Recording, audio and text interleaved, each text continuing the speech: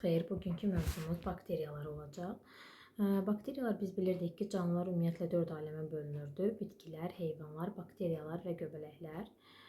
Artıq bugün bakteriyaları öyrənirik. Bakteriyalar ümumiyyətlə adi gözlə görünməyən ən kiçik canlılardır və ən qədim orqanizmlər hesab olunur. Niyə ən qədim? Çünki ilk dəfə arxeirasında deməli yaranmışdı bakteriyalar və prokaryot orqanizmlərdir. Biz sizinlə prokaryot və eukaryotun nə olduğunu öyrənmişdik. Gəlin yadımıza salaq. Nüvəsi olan canlılar eukaryotlar, nüvəsizləri isə biz prokaryotlar deyirdik. Pro əvvəl karyon nüvə, eo yaxşı karyon nüvə deməkdir. Yəni eukaryotlarda nüvə olurdu, prokaryotlarda isə nüvə olmurdu ki, biz prokaryotlara elə bakteriyalar misal göstərə bilərik. Və ilk dəfə Antoni van Leeuwenhoek canlı hüceyrəni kəşf etmişdir və bakteriyalar təbiətdə ən geniş yayılmış canlılardan biridir və biz bakteriyaları hər yerdə müşahidə edə bilirik. İstər cansız mühitdə olsun, istər canlı orqanizmlərdə olsun, hər yerdə biz bakteriyaları müşahidə edə bilərik. Bakteriya sözünün mənası bakteriyon çubuq, logos elm deməkdir. Ümumiyyətlə özünüz də bilirsiniz ki, mütləq bir sual tərcümələrdən olur. Ona görə tərcümələri mütləq bilməliyik. Və burada bir şəkildə bizə bir bakteriya növü göstərilibdir. Bu bakteriya qamçıya malikdir. Lakin bütün bakteriyalarda qamçı varmı? Xeyr, bütün bakteriyalarda qamçı yoxdur. Və biz burada selikli kapsula görürük bakteriyanın xarici qılafının üzərində. Və sual oluna bilər ki, bütün bakteriyalarda kapsula varmı? Xeyr, bəzi bakteriyalar vardır ki, onlarda ümumiyyətlə heç selikli kapsula da yoxdur. Və bakteriyaların ölçüləri müxtəlif ola bilir. Məsələn, 0,1-10 mikrometrə qədər biz bakteriyaların təxminən ölçüləri olduğunu qeyd edirik. Və bakteriyalar yalnız mikroskopla görmək mümkündür. Çünki çox kiçik orqanizmlər olduğu üçün adi gözlə görmək mümkün deyildir. Və hər bir hüceyrədə olduğu kimi bakteriyalara da xaricdən biz bilirik ki, ümumiyyətlə histologiya bölməsindən keçdiyimiz kimi qılaf 2 hissədən ibarətdir. Var xarici qılaf, bir də daxili qılaf. Xarici qılaf deməli bakteriyalarda, göbələklərdə, bitkilərdə nə adlanırdı? Hüceyrə divarı adlanırdı. Lakin bir dənə heyvanlarda Glikokalyks adlanırdı. Glikokalyksın hüceyrə divarının fərqlərindən biri hüceyrə divarının qalın olmasıydı. Daha sonra glikokalyks nazik idi, elastik idi, işıq mikroskopunda görünmürdü, elektron mikroskopunda görünürdü və yalnız bir aləmdə mövcud idi. Xarici qılaf desələr, daha doğrusu hüceyrə divarı neçə aləmdə mövcuddur? Gördüyümüz kimi 3 aləmdə biz hüceyrə divarına rast gəlirik ki, bu aləmlərdən biri də bakteriyadır. Biz burada hüceyrə divarını görə bilərik. Baxın, bu hissədə bizə hüceyrə divarını göstəriblər. Daxili qılaf isə bütün aləmlərin hamısında 4 aləmdə də deməli plazmatik membran adlanır daxili qılaf. Və daha sonra bakteriyanın daxili qılafının daxil hissəsində, yəni biz orqanoidlərdən yalnız ribosomu görürük. Ümumiyyətlə bakteriyalarda membran quruluşuna malik olan heç bir orqanoid yoxdur. Yalnız membransız orqanoidlərdən olan ribosoma rast gəlinir ki, biz də bilirik ki, ribosomlar zolal sintez edirlər ki, deməli bakteriyalarda da zolal sintezi mövcuddur. Niyə? Çünki ribosomları var. Lakin bakteriyalarda xloroplast, mitoxondri kimi iki membranlı quruluşa malik olan orqanoidlər yoxdur. Bəs bu orqanoidlərin işini nə görür? Bunların işini plazmatik membranın daxili çökməsi nəticəsində əmələ gəlmiş xüsusi mezosomlar və fotosintetik membranlar vardır ki, bunlar həyata keçirirlər. Deməli, bunlar həyata keçirirlər. Daha sonra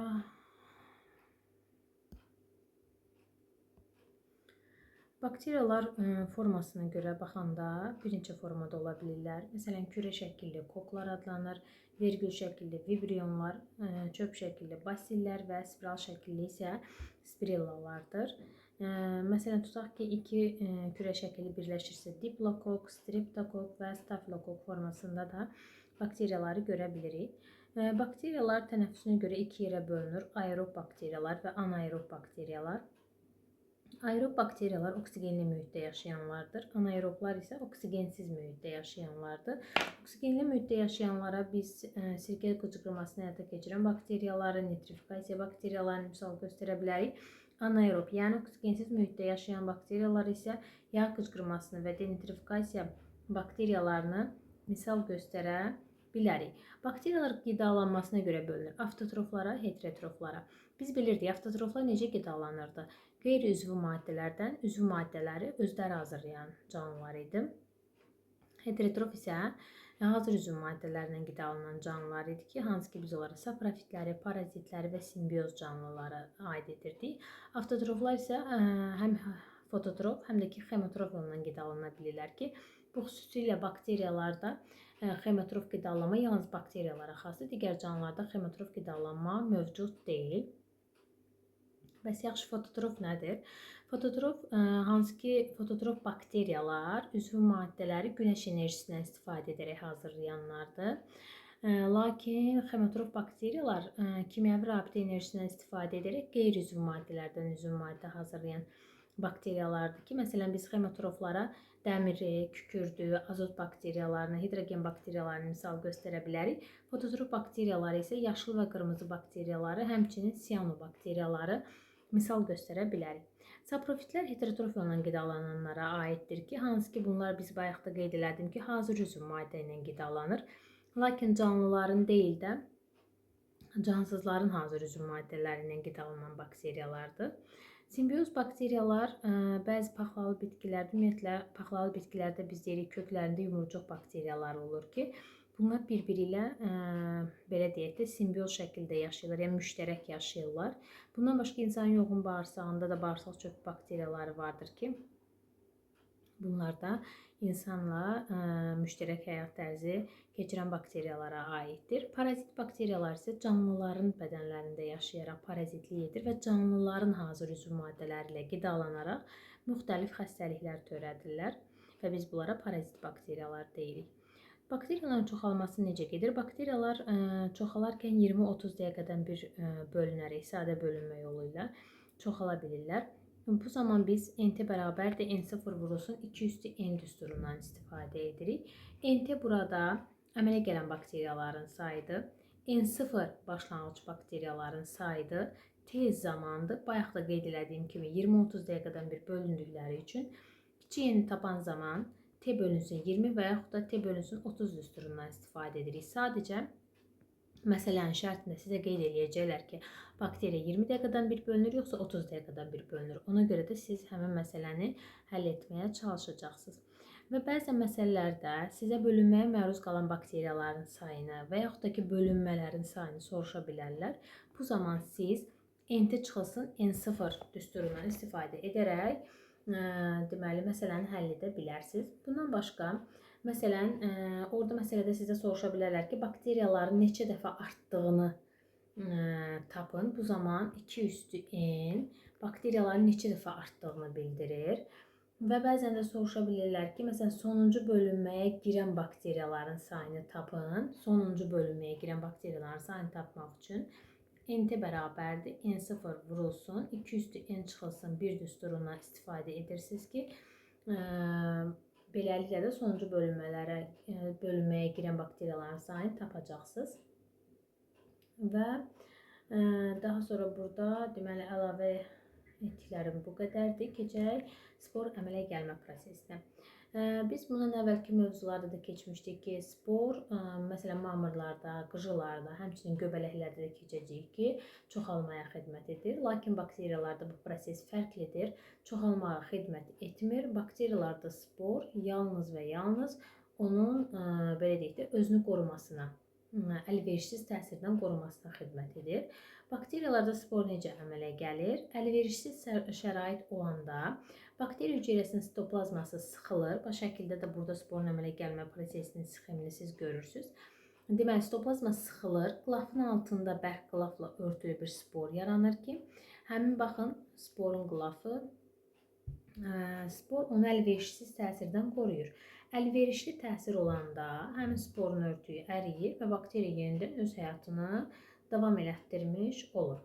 Və bakteriyaları məhv eləmək üçün 120 dərəcə temperaturda 20 dəqiqə təsir eləməklə biz bakteriyaları məhv edə bilərik və yaxud da dezinfeksiya üsulu ilə. Bilirsiniz ki, kimyəvi maddələr deməli istifadə etməklə biz dezinfeksiya edirik və dezinfeksiya üsulu adlanır bu üsul.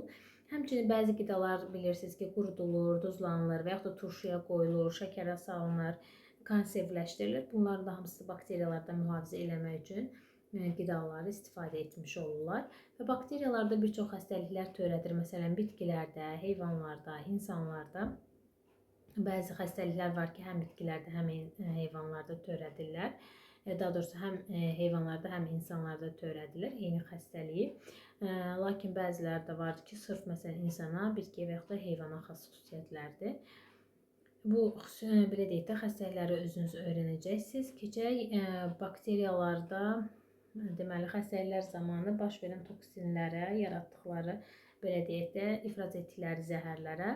Bakteriyalar ümumiyyətlə xəstəliklər zamanı zəhərlənməyə səbəb olurlar ki, bilirsiniz ki, toksin zəhər deməkdir və bununla da müxtəlif orqanları zədələnmiş olurlar. Toksinlər iki cür olur. Biri var endotoksin, biri var eksotoksin. Ümumiyyətlə endo sözü daxili deməkdir, ekso xarici deməkdir. Endotoksin zamanı bakteriya hüceyrəsinin dağılması nəticəsində həmin zəhər meydana çıxır, yəni toksinlər. Eksotoksin isə bakteriyaların həyat fəaliyyəti nəticəsində əmələ gəlir. Bu hissəyə mütləq diqqət edin, çünki belə deyək də testlərə düşür. Bakteriyalı xəstəliklərin diaqnostikasında istifadə olunan xüsusi metodlar vardır. Biz bunu mikrobiologiya dərsində daha geniş, epidemiologiya dərsində də toxunacağıq bu mövzulara. Lakin burada da yeri gəlmişkən öyrənməniz mütləqdir. Deməli, 3 üsul var, müayinə üsul var. Bakterioloji, seroloji və mikroskopik. Bakterioloji müayinə nədir? Deməli, xəstədən bakteriyalı olan materialı götürürlər və xüsusi qidalı mühitə əkirlər, hansı ki 48 saat ərzində həmin bakteriyalar sürətlə artır, sayı artır və həmin bakteriyaların növünü müəyyən edirlər və təbii ki, müalicəyə başlayırlar. Seroloji üsul nədir? Seroloji üsul qanda müəyyən bakteriyaların növünün hansı ki, həmin bakteriyaya uyğun olan antitellərin olması müəyyən olunur və beləliklə də həmin törədici aşkar edilir. Mikroskopik müayinədə adından da göründüyü kimi bakteriyaları mikroskopla diaqnostik belə deyək də əsaslandırılır ki, tutaq ki, bu hansı bakteriya növüdür və yəni mikroskop vasitəsilə aparılır bu tədqiqat. Və bakterial xəstəliklərin müalicəsində bildiyiniz kimi antibiotiklərdən istifadə olunur. Antibiotik ilk dəfə penisilin Fleming tərəfindən kəşf olunan bir antibiotik idi ki, bu antibiotiki biz deməli göbələklər mövzusunda toxunacağıq ki, penisilin göbələyindən alınmışdı. Sadə ilk dəfə olaraq alınan zaman belə deyək də bu çox da güclü antibiotik olmasa da müəyyən xəstələrin müalicəsində xüsusilə də biz deyirik ki, kok bakteriyaların törətdiyi xəstəliklərin müalicəsində istifadə olunur və keçmiş zaman üçün bu antibiotikin kəşfi çox böyük bir uğur idi. Çünki müəyyən xəstəliklər var ki, həmin xəstəliklərin müalicəsində antibiotikdən istifadə olunurdu. Deməli, bakteriya mövzumuz bu qədər. 6-cı sinifdə də var əslində bakteriya. Müəyyən xəstəliklər, hansı xəstəliklərə deməli səbəb olur. İndi bir dənə istəyirsiniz o PDF-i də açım üzərindən bir dəfə keçək. Buradan da mütləq baxarsınız. 8-ci deməli mövzuda 6-cı sinifdən prokaryot orqanizmlər. Bayaq da qeyd elədiyim kimi nüvəsiz orqanizmlər prokaryotlar adlanır ki, biz prokaryotları da bakteriyalara aid edirik. Bakteriyanın quruluşundan danışdım. Bir də bu hissəyə toxunmaq istəmirəm. Sporun yaranmasını bunu da qeyd elədim. Spor sözünün mənası toxum deməkdir. Buna mütləq diqqət eləyərsiniz. Bakteriyaların formalarına da toxunduq. Burada siz bakteriyaların formalarını görürsünüz. Keçək, orada xəstəlik var, onu göstərmək istəyirəm sizə. Bu hissəni də dedik. Baxın, sizin belə deyək, fokuslanmanız olan hissə bu hissədir ki, məsələn, Sibir yarasının törədicisi basildir, vəbanınki vibriondur, taununki çöpdür, difteriyanki basildir, anginanın törədicisi streptokokdur. Bunu mütləq əzbərləyirsiniz, çünki bunlar testlərə çox düşür. və mütləq bakteriyanın törətdiyi xəstəliklə virusun törətdiyi xəstəliyi. Burada bakteriyanı yaxşı öyrənin ki, orada virusun törətdiyi xəstəliyi də seçə biləsiniz. Məsələn, bakteriyalar pambıqda homboz, heyvanlarda bruselyoz, Sibir yarasını əmələ gətirir. Və ən əsas bu hissəyə toxunun ki, insan bruselyozla yoluxmuş qara malda, deməli, sağılmış çiy və yaxud da yaxşı qaynadılmamış südlə, bir də ki, çiy süddən hazırlanmış məhsullarla, məsələn, pendirlə qidalanarsa bu xəstəliyə yoluxur. Bu hissəyə mütləq fikir verin, çünki testlərə deməli bu hissə düşür. Viruslara ayrı bölmə olduğu üçün virusları ayrıca keçəcəm. Bu hissəyə toxunmuram. Sadəcə olaraq həm bu dərsdən, həm sinif kitabından, həm də güvən kitabından deməli bakteriyaları öyrənirsiniz.